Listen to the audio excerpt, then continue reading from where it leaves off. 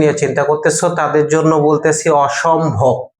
এখান থেকে কমন আসবে না এই কথাটা বলা কিন্তু অসম্ভব, কথা বুঝছেন? তো আমি বলতেছি যে যারা বাংলা পরীক্ষার এবার প্রস্তুতিটা নিতে একটু ভয় পাচ্ছেন তাদের জন্য দেখেন, লক্ষ্য করেন, আমি গদ্যাংশ থেকে এবং পদ্যাংশ থেকে দুই অংশ থেকে কিন্তু সাজেশনটাকে একটু সাজিয়ে তুলেছি এবং সহপাঠ থেকে কোন অংশটুকু আসতে পারে সেটা এখানে দিয়ে দিয়েছি। তো আমরা অবশ্যই মনোযোগ সহকারে লক্ষ্য করব যে বিষয়টা কি বোঝাতে চেয়েছি তোমাদেরকে। এখানে গদ্যাংশে দেখেন এই যে বই পড়া বা শিক্ষা অংশ তো 30টা দেওয়া হয়েছে।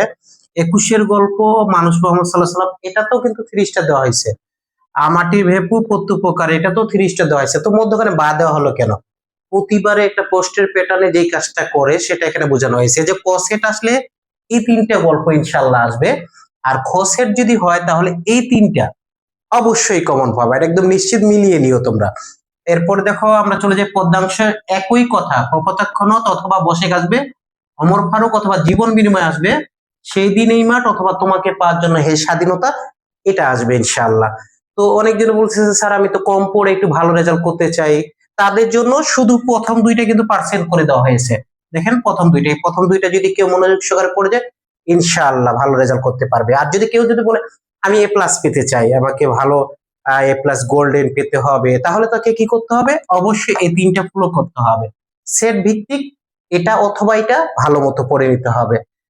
এই এই পরের পদ্যাংশ এটা অথবা এটা ভালো মতো পড়ে নিতে হবে। এখন বলতো যে স্যার আমরা কি তাহলে এই 50% পড়ে নিলে হবে কিনা? হ্যাঁ হবে ইনশাল্লাহ, তবে মনে রাখতে হবে তোমাদের যে এমসিকিউ 30 মার্ক রয়েছে এটার জন্য কিন্তু সমস্ত গল্পগুলো পাঠ করতে হবে। কথা বুঝে গেছে? এগুলোর লেখক পরিচিতি, পাঠ পরিচিতি, শব্দার্থ এগুলো পড়ে রাখতে হবে, না হলে কিন্তু এমসিকিউ তে কোনো মতে পাশ করা যাবে না।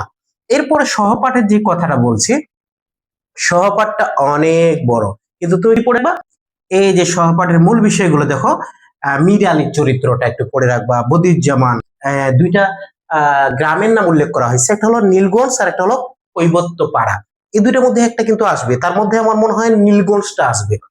এরপরে অনুফা, তারপরে জয়নাল মিয়া, রফিক, আজিজ মাস্টার, ইমাম সাহেব, এই চরিত্রগুলো কিন্তু খুবই গুরুত্বপূর্ণ চরিত্র। রফিক চরিত্র সম্পর্কে প্রশ্ন আসবেই, আলোচনা ভিত্তিতে রফিক সম্পর্কে প্রশ্নটা ইনশাল্লাহ আসবে।